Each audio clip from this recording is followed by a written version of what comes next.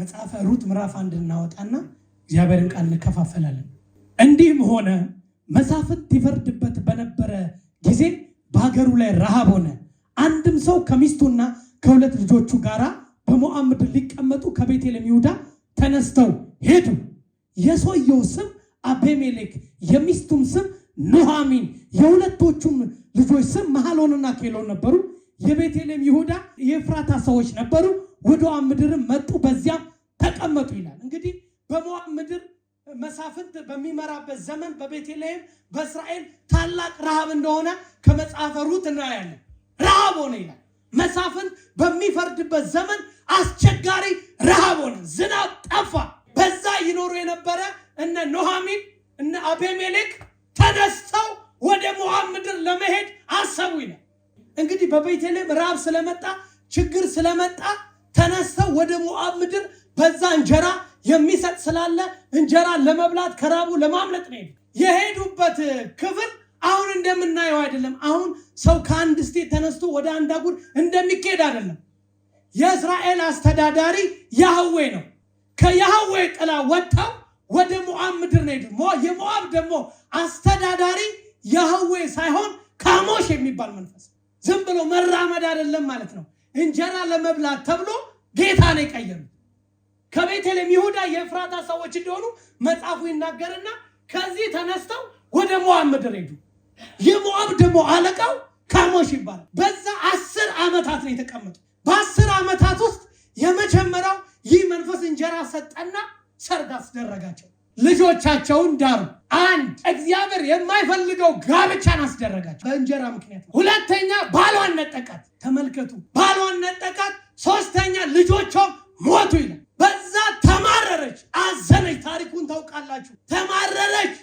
ምሬቷን ሁሉ ወደ አምላኩ አደረገች። በሙላት ወጥቼ በጎዶሎ መልሶኛል ያህዌ አለች።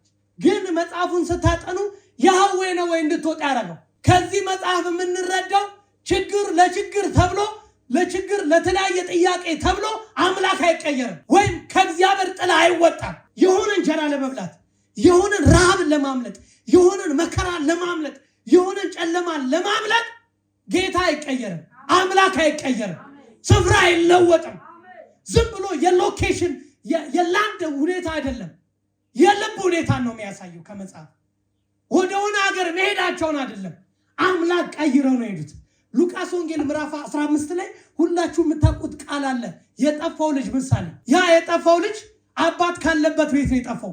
በአባት ጥላ ውስጥ የሚኖር ልጅ ነበር። አባት ካለ ደግሞ ፕሮቴክሽን የአባት ነው፣ ጥበቃ የአባት ነው። የሚያስፈልገውን ነገር ሁሉ የሚያቀርበው ልጅ ሳይሆን ማን ነው? አባት ነው። አባት ካለበት ቤት ልክ እንደ ኑኃሚን ልክ እንደ እና አቤሜሌክ ልቡ ሻፈተሱ። ሩቅ ሀገር ለመሄድ ተነሳ።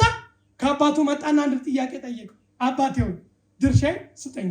አንደኛ አባት ሳይሞት ነው የጠየቀው። አባትየው ልክ የኔ አይነት አባት አይደለም፣ የስጋ አይነት አባት አይደለም። የስጋ አባት እንዲህ ቢባል ምን አይነት መልስ እንደሚመልስ ታውቃለህ? ሳልሞት በመቃብሬ ላይ እንዳትቆም በላይ ላይ የሚለው ይህ አባት ግን የሚገርማችሁ ታናሽን መስማቱ፣ ልቡ፣ ሀምበልነቱ፣ ጠባቂነቱ፣ ተንከባካቢነቱ በመጽሐፍ ውስጥ ያላችሁ። እሺ ችግር የለም የኔ ሆኖ ያንተ ነው አለውና ድርሻውን ሰጠ። ልቡ ወደ ሸፈተበት ወደ ሩቅ ሀገር ገንዘቡን ይዞ ከአባት ቤት ወጣ። ልክ እንደነ ኑኃሚን ሲወጣ ምን ገጠመው? በገንዘቡ የተወሰነ ያክል ተቀባይነት አገኘ። ደነሰበት፣ በላበት፣ ጠጣበት፣ ጨፈረበት። ከእግዚአብሔር ሐሳብ ወጣ፣ ወደቀ። ውድቀትን አመጣ። ከአባት ጥለው ሰው ወጥቶ ለካ አይሳካለትም። ለካ አምላክ ቀይሮ ሰው አይሳካለትም፣ ይደክማል እንጂ። ሰው ከመልካም አባት ወጥቶ ጥበቃ የሚባል ነገር አጣ፣ ፕሮቴክሽን አጣ፣ አቅርቦት አጣ። በርዮች መካከል ወደቀ፣ አለቀሰ። ወይኔ ያለ በአባቴ ቤት ያለው ክብር የልጅነት ስልጣን ነው። አሁን እንደ ልጅ እንኳን ባልሆን ከባሪዎቹ መካከል እንደ አንዱ ቢቀበለኝ ብሎ በወደቀበት ቦታ ላይ ንስሐ ገባ። በዛ ዝናብ አለ፣ እዚህ ጋር መከራ አለ። ስለዚህ መከራውን አምጪው መንፈስ አይደለም፣ እግዚአብሔር ነው ያመጣው፣ ያህዌ ነው ያመጣው። ካለመታዘዛቸው ምክንያት እግዚአብሔር መጽሐፉን ስታጠኑ አመጣ ረሃብ። እንዴት ረሃብ ላይ ይቀመጡ ትላለ? አሌንም ያለ ሰው ነበረ፣ ቦዔዝ የሚባል ሰው አይታችሁ ልትሄዱ ነው።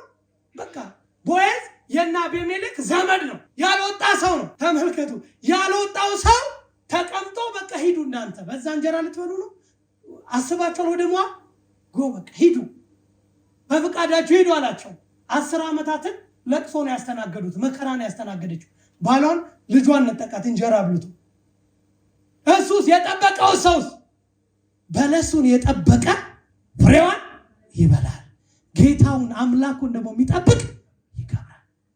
መጠበቅ የሚባል ላይፍ አለ። በመከራ ውስጥ መታገስ አለብን። በልዩ ልዩ መከራ ውስጥ እናልፋለን። እዚህ ውስጥ ያለ ነው። ከመከራ ውጭ አይደለንም፣ ከችግር ውጭ አይደለንም። መጠበቅ የሚባል ላይፍ አለ። እግዚአብሔር ይጠበቃል። የተስፋ ቃል ይጠበቃል። ታውቃላችሁ፣ በዛ ሁሉ ምዕራፍ ውስጥ በመሰዊያ ላይ መቆም ይጠይቃል። ከመሰዊያ የሚያንሸራትት ማት ነገር አለ። ቅንነትን የሚያስጥል ማት ነገር አለ። ለጽድቅ እንዳትኖር የሚከለክል ማት ነገር አለ። ከአመፃ ጋር እንድትተባበር ግብዣው እንደምታውቁት ሰፊ ነው። የዚህ ዘመን አብዛኛው የሐሰት ደጋፊ ነው። አብዛኛው ለሐሰት ልቡ የሸፈተ ስኬት አልባ የሆነው ለዚህ ሰክሰስ የሚያገኙት እነማን ናቸው? ለጊዜው በመከራ ውስጥ የሚያልፉ የሚመስሉ፣ ለጊዜው ለመተንበይ የሚያስቸግሩ ሰዎች፣ በመከራ ውስጥ አቤት የችግራቸው ጥልቀት፣ ግን ስለ ጽድቅ ስለ ወንጌል ዋጋ እየከፈሉ ያሉ፣ ስለ እውነት ዋጋ እየከፈሉ ያለዋል። አላጭበረብርም የሚለዋል። በእውነት የሚኖሩ ሰዎች አሉ። ሲስተሙ ይጋፋቸዋል፣ ጊዜው ይጋፋቸዋል፣ ቴክኖሎጂ ይጋፋቸዋል። ነገር ግን በለሱን የጠበቀ ፍሬዋን ይበላል። ጌታውን የሚጠብቅ ሰው ይከብራል። ቦዔዝ በመጠበቅ ውስጥ ከበረ። ለቀው የሄዱትን መሬት ሁሉ ዝናቡ ሲመጣ አረሰ። አልሄድም ያለ ሰው ያልወጣ ሰው ነው ሰክሰስ የሚያገኘው። የጠቢቱ ብሎ ስሟቸው ተለይቶ ችግሩን እግዚአብሔር ነው ያመጣው። ደግሞ ለዛ ላመጣው ችግር ደግሞ እግዚአብሔር እንዴት አድርጎ እንደሚክስ ያውቃል። እዛ ሞዓብ ምድር ለቅሶ ላይ ሆና ሐዘን ላይ ሆና እግዚአብሔር ያህዌ እንዳሰባት ቤተልሔም እንደታሰበች ሰማች። አሁን ደግሞ በዛ እንጀራ አለ ብላ ሴትዮዋ እንጀራ ነው የምታየው፣ አይታችኋል። አሁን ደግሞ እንጀራ ታስቧል ከተማው። ስለዚህ ወደ ታሰቡት ልምጣለች። በዛ መካከል የምራቶቿን ልትሰናበት ስትል እዛ መራራ ለቅሶ አለቀሱ። አንድ ውስጧ እስራኤላዊ የሆነ ውጫዊዋ ሞዓባዊት የሆነች አንድ ሩት የምትባል እዛ ጋር ደግሞ ጌታን ስትቀበል ታያለች። አንቺ ሴት አምላክሽ አምላኬ ነው። ግን አምላክ እንዳላት የምትናገር ሴትና ሴትዮ አይደለችም። ያህዌ ትላለች፣ ትጸልያለች፣ ጭራሽ ታማርራለች። ያህዌ በሙላት አውጥቶ በጎዶሎ መልሶኛል ይቅር በለው እያለች በዚህ አይነት ላይፍ ውስጥ ሆነ አምላክሽ አምላኬ ነው፣ ህዝብሽ ህዝቤ ነው፣ አንቺ በምትሞችበት ቦታ የኔ መሞቻ ነው ትላለች። እንዲህ አይነት ህርት እነሱ ተሳስተው በሄዱት ደግሞ እግዚአብሔር ያችን ሴት ያገኛት የሚያስቀብል አይደለም። ሁኔታዋን ስታያት ከዚህ ሴት ጌታ የምትቀበል አይነት ሴት አለች።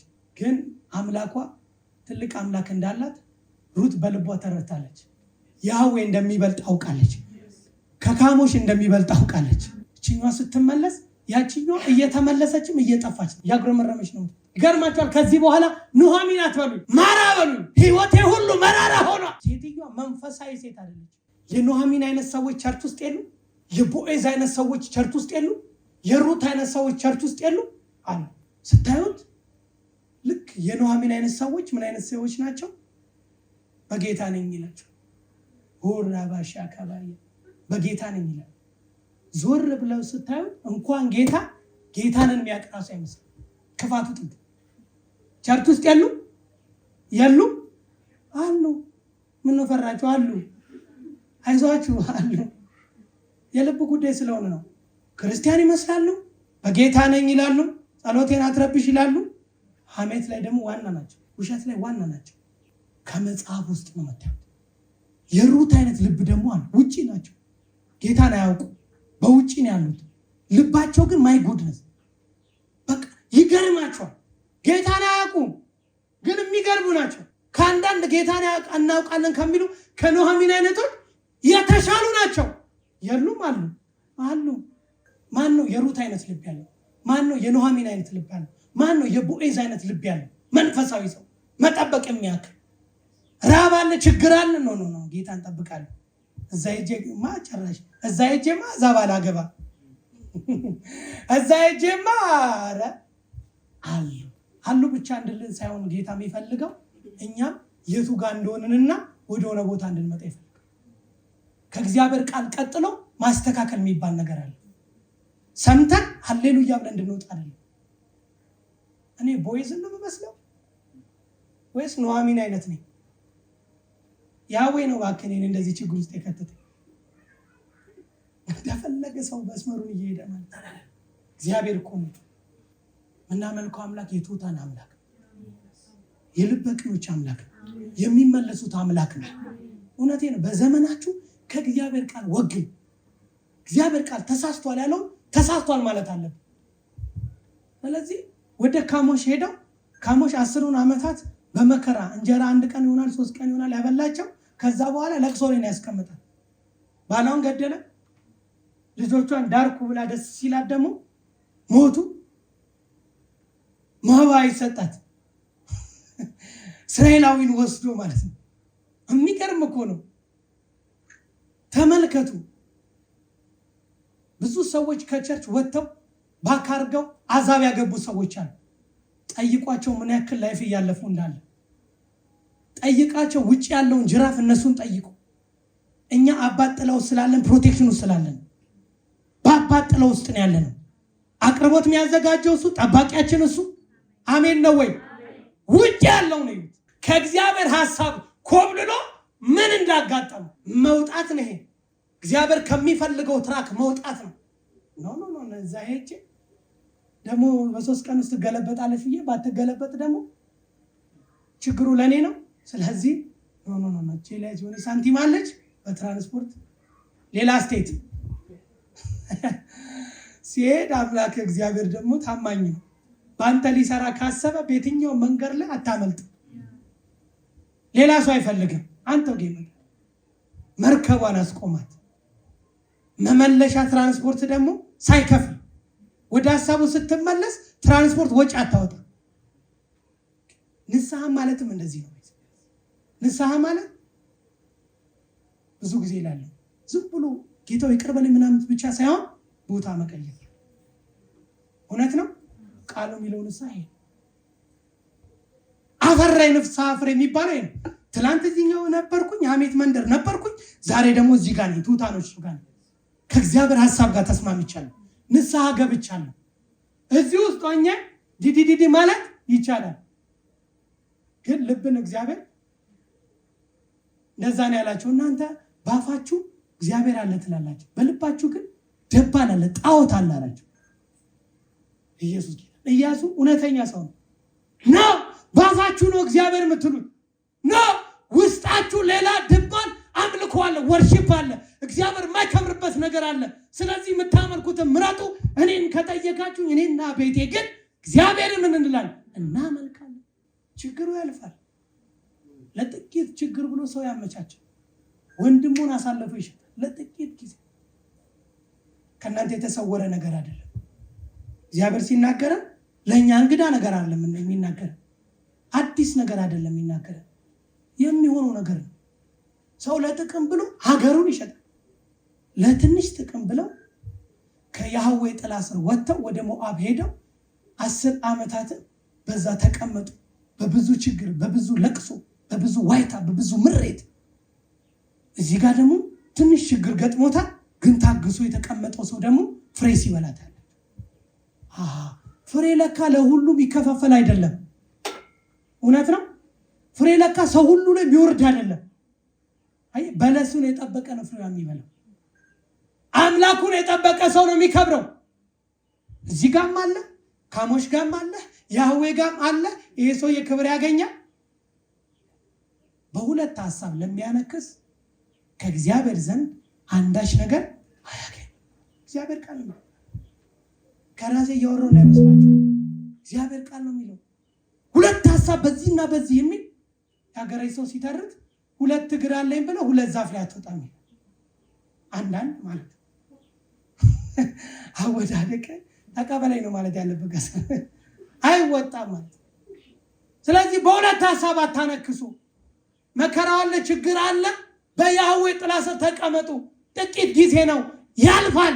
እስቲ ያልፋል በል። እኔ አምናለሁ በእናንተ ህይወት ያልፋል፣ በእኔ ህይወት ያልፋል። ስለዚህ ለጽድቅ እንጀግን። የአባጥሎስ መሰንበት ይሆንልን። እየዳን እየተፈወስን እየጠራን እያደግን እንሂድ። ክብር ለኢየሱስ ይሁን። በሁለት ሐሳብ የሚያነክስ ሰው ፍሩትፉል አይሆንም። ድርቀትን ያመጣል። በጣም ይደርቃሉ። ከእግዚአብሔር ሐሳብ ውጪ ወተን ቃሉ ከሚለው ሐሳብ ውጪ ወተን አፈራለሁ የሚባል ነገር የለም። ታፈራለህ የሚባል ትንቢት ልሰማ ትችላለህ፣ ግን አታፈራም። ትጠረምሳለህ ግን ልሰማ ትችላለህ፣ ግን አትጠረምስም። የሚያስጠረምስ ሐሳብ ስላለ ለትንሽ ችግር ብለው ሩቅ አገር ሄደው የገጠማቸው ችግር ኢየሱስ ጌታ ነው።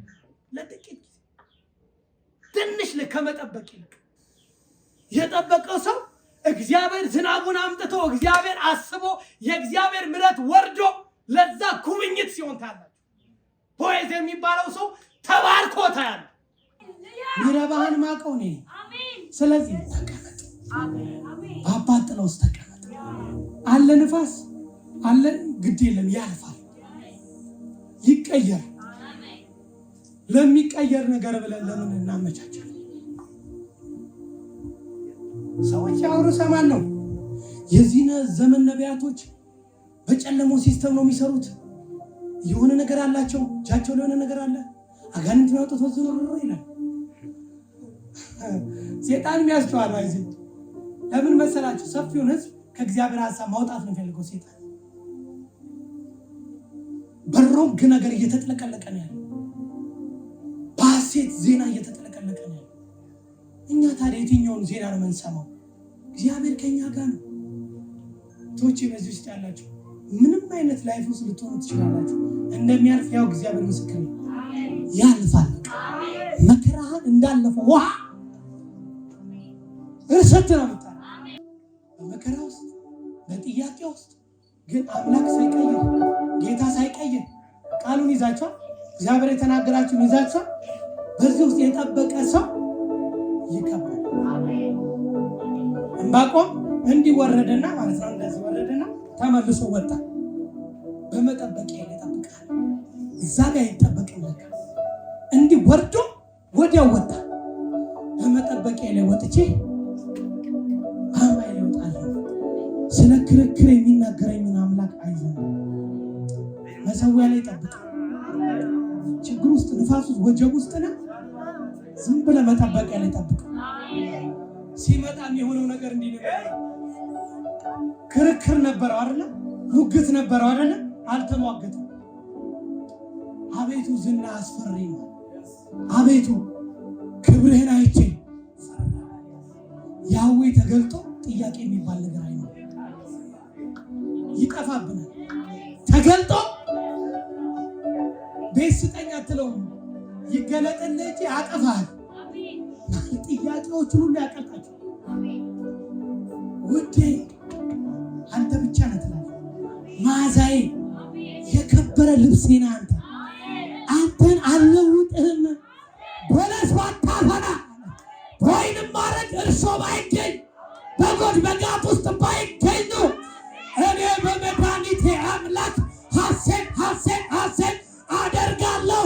እግዚአብሔር ነው ኃይሌ። ኃይላችን ነው። የዚህ ህዝብ ኃይሌ ነው። ሐሴት አድርጋለሁ። ቆመ